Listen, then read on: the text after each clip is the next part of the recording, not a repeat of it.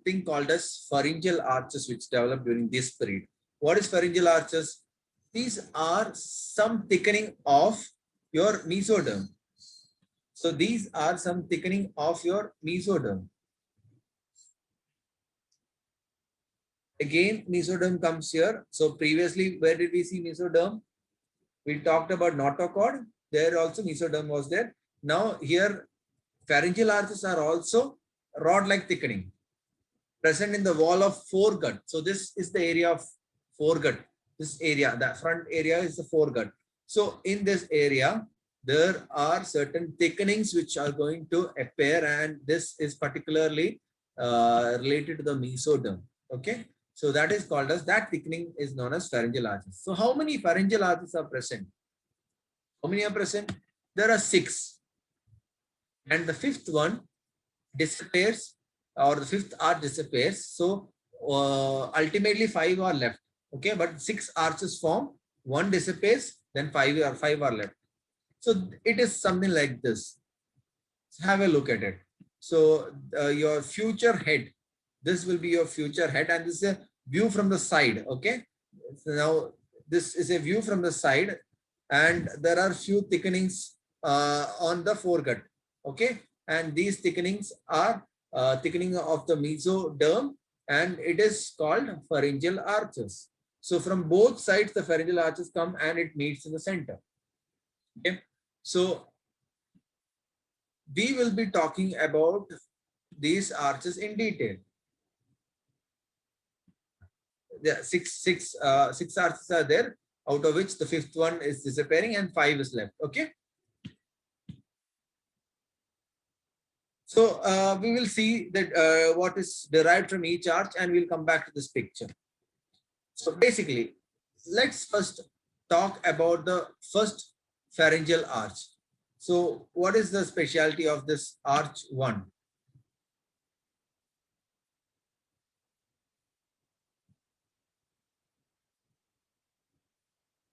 So all these regions,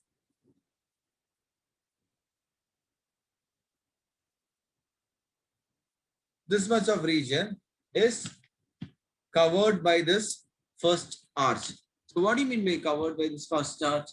The bony structure, the soft tissue, the nerve supply of all these area is determined by this first arch. Okay. Now I'll just mark the area of second arch. So the soft tissue, the nerve supplying soft tissue, the few skeletal elements, few artery in this region is from the second arch. And finally, the lower part of hyoid bone and the area in neck in this region is from the third arch. Now, sometimes what can happen is there might be a failure of fusion between these 2 arches. Failure of fusion between these 2 arches. So you can have a branchial cleft or a branchial fistula in these regions. Okay. So we will come to all those stuff later, branchial fistula, branchial this thing and all later. First, we will have a look at what are these arches and what are derivatives of these arches. So let me mask the other arches.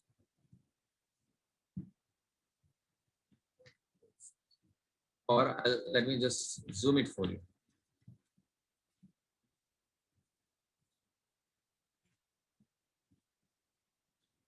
So we will talk in particular about, I hope the picture is seen zoomed in your,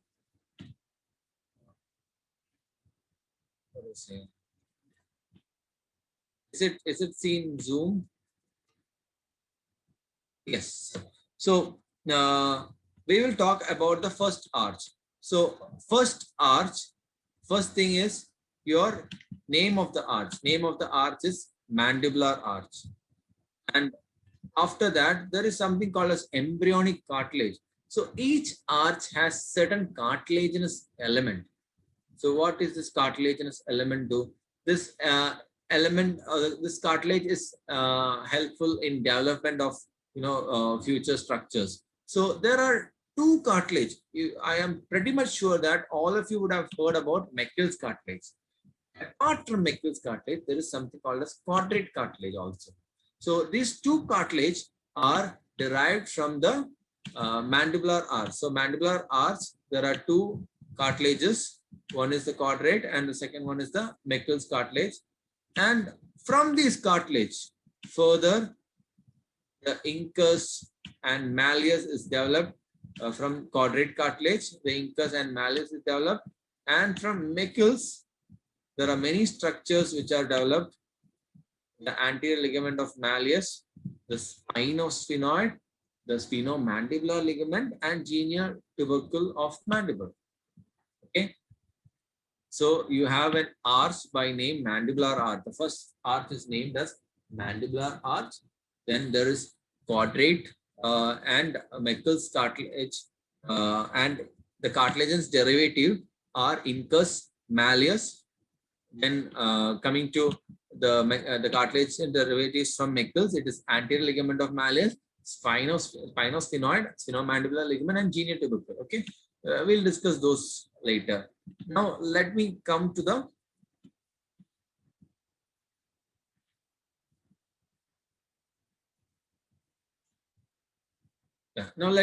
second arch.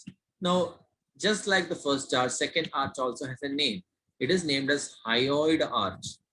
So first arch is mandibular, second arch is hyoid arch. And what about the cartilage? Ratios cartilage. So it is not, the cartilage is known as ratios cartilage. Then what? Then the derivatives of the cartilage. It is all starting with S. Stapes, styloid process, stylohyoid ligament. Then instead of lesser horn and upper part of body of hyoid, I remember it as smaller horn and superior part of body of hyoid. So everything will be with S. So all derivatives are from with the name starting with the name S. So that is regarding hyoid. Okay. So we just talked about the mandibular and the hyoid arches. Okay, that is the first and second arch. Now third arch doesn't have particular name for it, but it gives gives rise to the cartilage derivative is the greater horn and lower part of body of hyoid. Now let's just go back to the picture which we saw. Okay. So what were we discussing about, or what were we talking about? We were talking about the first arch, isn't it? The name of the first arch was, can you repeat in the message box? First arch was mandibular arch. Excellent. So you have a mandibular arch, and this much of area is supposedly formed from the first arch. And what are the name of cartilage? It is Meckel's and quadrate cartilage. And from quadrate cartilage, what were the structures? What were structures from quadrate cartilage? Malleus and incus. Then from the Meckel's cartilage, the anterior ligament of malleus, then the spinosphenoid, spinomandibular ligament, then your genial tubercle. Okay, all these things are derived from the first arch. Okay, so let's now go back to that chart. Now just go back to the chart and see again all these things: mandibular arch, quadrate, Meckel's, incus, malleus, anterior ligament of malleus, spinosphenoid, spinomandibular ligament, and genial tubercle of mandible. Okay, I think I'll just quickly tell you about the genial tubercle. Yesterday when we were talking about mandible, I didn't mention about it in particular. I'll tell you what it is if some of you don't know. So if this is a, just taking 2 minutes to explain that for you. So suppose this is your mandible, isn't it? This is your teeth. So this is a cross section of a mandible. You have a small projection in the posterior aspect. This is a cross section of the anterior view. Okay, you have a small projection onto which some muscles are attached. This is your tongue. Some muscle by name genioglossus is attached to the upper one, and some muscle by name geniohyoid is attached to the, this is the hyoid bone here. Some muscle by name geniohyoid is attached to the lower tubercle. So there, these are two tubercles just behind the symphyseal region. This is just a lingual aspect of, inner aspect of the symphyseal region. You have attachment to genioglossus. As the name says, from the geniotubercle to the tongue, and the geniohyoid from the geniotubercle to the hyoid bone. So these two muscles are attached to the tubercles. Okay. Now let's go back.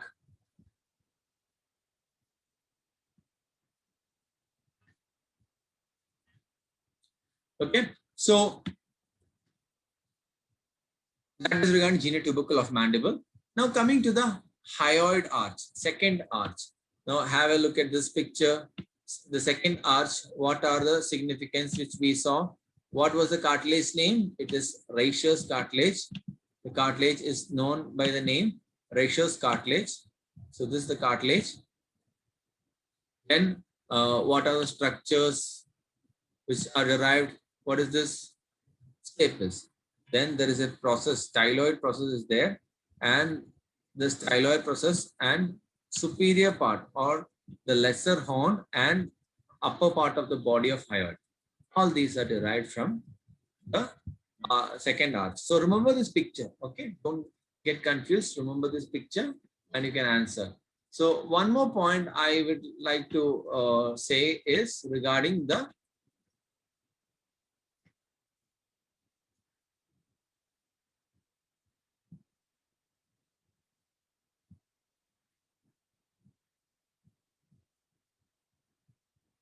spine of regarding the styloid process. So styloid process is a part of which bone? You know that? Styloid is part of which bone?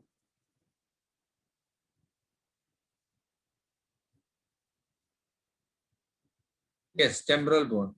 So this is the mastoid process and this is the styloid process.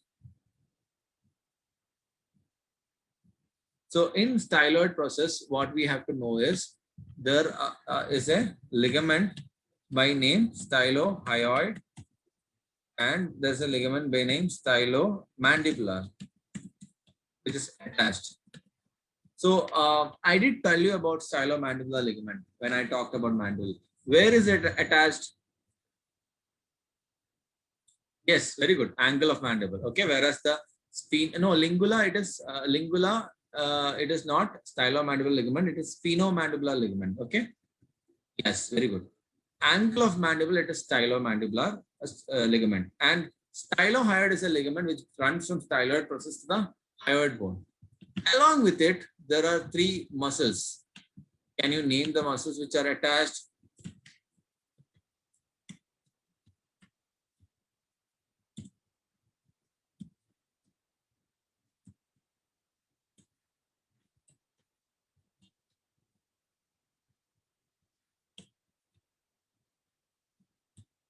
So you have three muscles also attached. So stylohyoid, stylomandibular ligament, styloglossus, stylohyoid, and stylopharyngeus muscles. So these five structures are attached to the styloid process. Okay, styloid process is a part of your temporal bone. Okay, all these are MCQs. Okay, remember these. So we will go back again to our topic.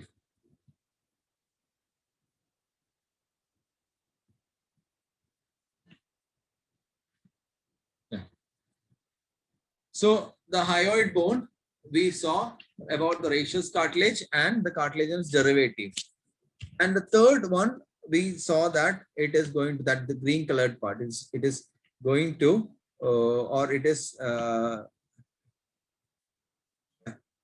the derivative of third arch is the greater horn of hyoid bone and lower part of the body of hyoid. Okay. So these three we now know thoroughly.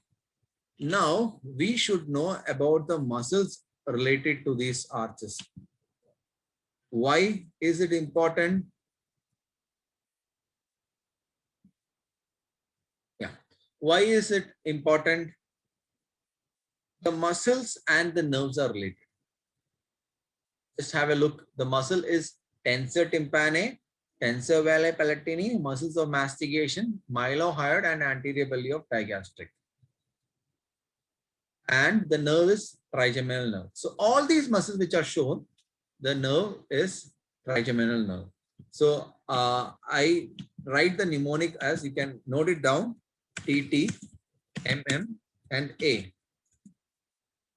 So TT, MM, A are the names of muscles or the mnemonic for the muscles which are derived from the mandibular arch. So tensor tympani, tensor veli palatini, muscles of mastication, mylohyoid muscle, and anterior belly of digastric. It is supplied by the mandibular division of trigeminal nerve as well. So what about the next arch? The muscles are stapedius, stylohyoid, muscles of facial expression, and posterior belly of digastric. All the muscles are supplied by facial nerve.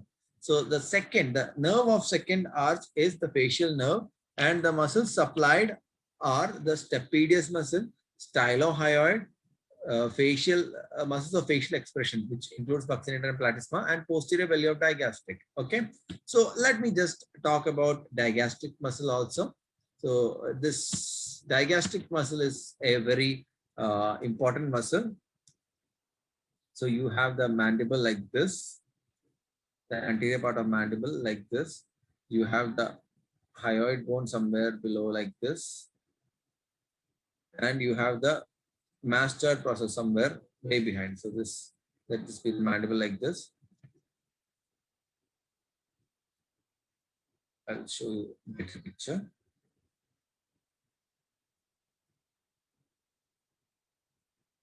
You have the hyoid bone somewhere here,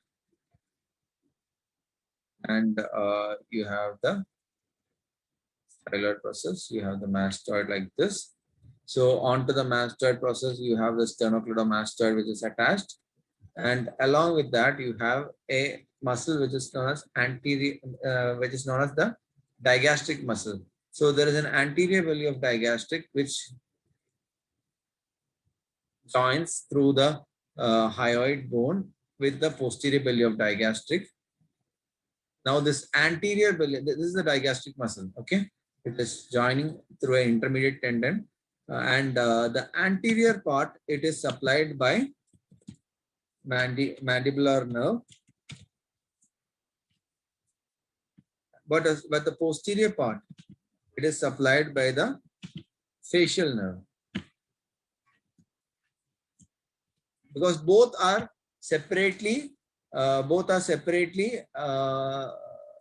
derived from two different embryonic arches. So whichever embryonic arch from which that is derived from, the nerve supply is also from that particular nerve. Okay. So this is regarding digastric muscle. Now we will just go back to the previous slides. So here you have stapedius, you have the stylohyoid muscle, you have the facial muscles, and the posterior belly of digastric. Okay.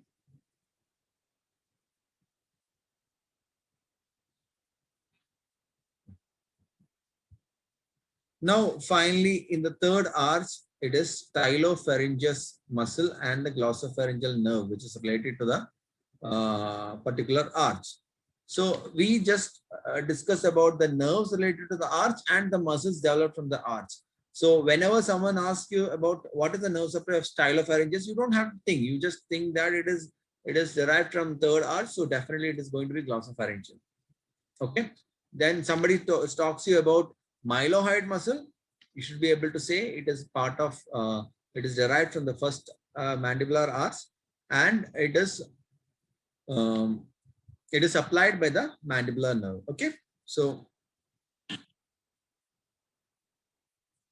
Muscles derived from first arch is tensor tympani, muscles of mastication. So what are the muscles of mastication? There might be people who don't remember muscles of mastication. I'll just recollect or just tell about those particular muscles. So you have the masseter, mind my spellings, masseter, medial pterygoids, lateral pterygoids, and temporalis.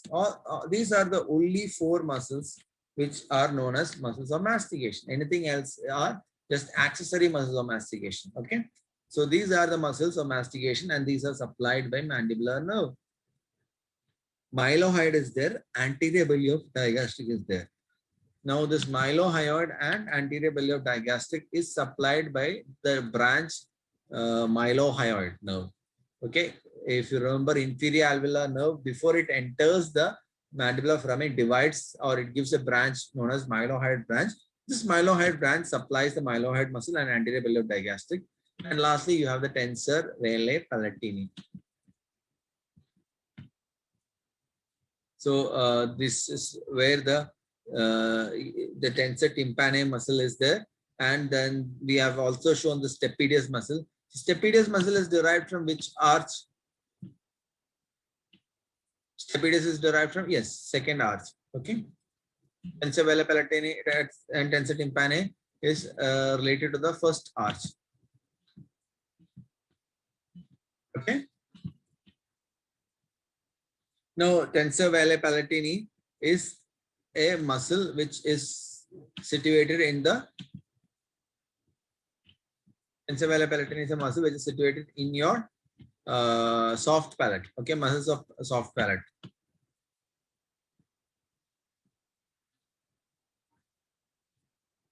And what about the muscles derived from second arch? Stapedius. We just saw stapedius in one or two slides back. There is a stylohyoid muscle. So stylohyoid muscle is a muscle which runs from styloid process to the hyoid. Muscles of facial expression, posterior belly of digastric. Yeah, this is a more clearer picture of anterior and posterior belly of digastric. Just have a look at it. Okay, anterior belly is supplied by the mandibular nerve, posterior belly is supplied by the facial nerve.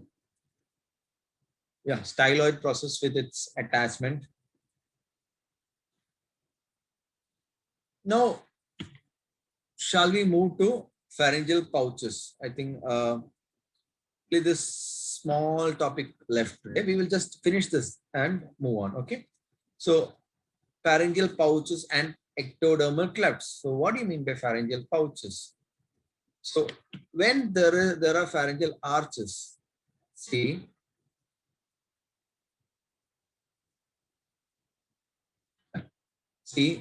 what I'm marking is a pharyngeal arch, isn't it? This is a pharyngeal arch. Now this is pharyngeal arch 1, will be pharyngeal arch 2, this will be pharyngeal arch 3. So what did we say? Pharyngeal arches are mesodermal thickening. You remember that? You remember that pharyngeal arches are mesodermal thickening? Yes or no?